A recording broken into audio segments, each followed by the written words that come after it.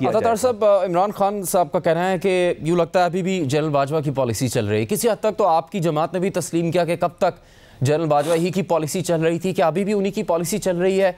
वो चूँकि ये कह रहे हैं कि ऐसे लोगों को पंजाब में लाया जा रहा है जो कि 25 मई के वाक़यात में मुलव्वस थे, और फिर ये भी उन्हें खदशा है कि अगर इंतखाबात जब भी होंगे आगे उसमें भी धांधली की जाएगी।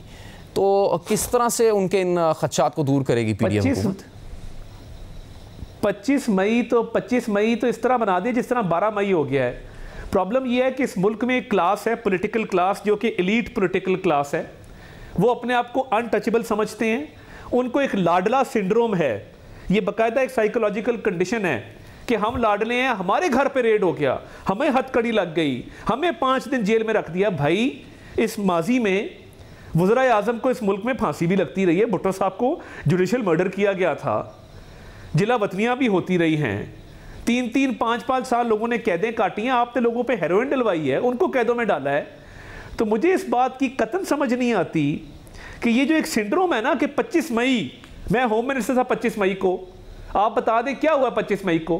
कौन सा ऐसा गैर कानूनी गैर आईनी काम हुआ? 25 मई को एक इतना हवा बना दिया गया है, कुछ नहीं था 25 मई। आप लश्कर कशी कर रहे थे, आपने एक पुलिस वाले अकमल को लाहौर में शहीद किया, आप लोगों ने पुलिस वालों को मारा, रिटेलिएशन होनी थी, आप कोई अच्छा काम नहीं करने जा रहे थे। तो इसलिए 25 मई को बिल्कुल ओवर प्ले नहीं करना चाहिए। 25 मई जो था वो 12 मई को भुला दिया इस चक्कर में कि 25 मई को पता नहीं क्या हो गया था इस मुल्क में, कुछ नहीं हुआ था।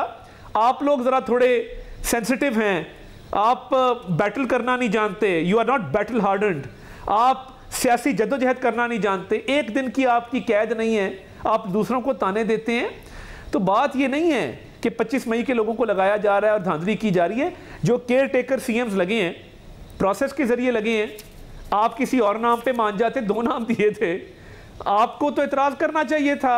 आप कोई उस वक्त बोल जाते, उस वक्त कोई बैकडोर चैलेंज चला लेते, कसूर आपका अपना है। अब आप बैठ के चले अतर साहब, जाहिर है तो आप अपने फैसलों के, तो आपकी हुकूमत तो अपने फैसलों की खुद जिम्मेदार है ना। अब जो ऑल पार्टीज कॉन्फ्रेंस है उसमें भी खबर आई कि हुकूमत ने इमरान खान साहब और उनकी जमात को दावत दी है और उन्होंने मना कर दिया है, सारा इल्ज़ाम उन पर चला गया। हकीकत ये खुली कि आपने उनको बाकायदा एक फॉर्मल दावतनामा दिया ही नहीं, जिस पर उन्होंने एतराज़ किया कि हमें बाकायदा दावतनामा दिया जाएगा, बाकायदा उसमें मदऊ किया जाएगा, तो फिर हम उस पर सोच विचार कर सकते हैं।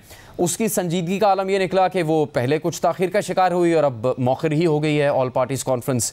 तो उसमें सारा मलबा फिर तहरीक इंसाफ पे तो नहीं डाला जा सकता गैर संजीदगी का? नहीं, देखें वो क्यों मुलतवी हुई। देखिए, तुर्की हमारा एक ऐसा दोस्त मुल्क है, वो तो अब हुई है, उससे पहले भी ताख़ीर का शिकार हुई थी। अब क्या करेंगे? क्या तहरीक इंसाफ को बाकायदा दावत देंगे, कोई वफ्द भेजेंगे? 2 दिन डेट आगे की गई ना जी। देखें, पहली बात तो ये कि 2 दिन डेट आगे की गई, फिर तुर्की का एक दौरा आ गया, वहाँ पे बहुत बड़ी आफत आई है, और ये एक बड़ा अच्छा जेस्चर है, जज्बा है कि वज़ीर आज़म खुद जा रहे हैं ताज़ियत करने, हेल्प ऑफर करने, उनके गम में शरीक होने। तो देखिए, पहले अयाज सादिक साहब ने रब्ता किया था और रब्ता करके दावत दी थी। पहले मीडिया में अनाउंस किया जाता है, फिर दावत दी जाती है। अगर वो अयाज सादिक साहब की दावत काफ़ी नहीं थी, और अगर दहशत गर्दी के मामले पे और इस मुल्क की सालमियत के मामले पे और इस मुल्क के दफा के मामले पे इनको घर जाके बुलाना पड़ता है, तो ज़रूर बुलाना चाहिए, लेटर लिखेंगे। अगर ये नौबत आ गई है कि ये लेटर ही लिखना पड़ गया है, तो फिर लिखना चाहिए और लिखेंगे।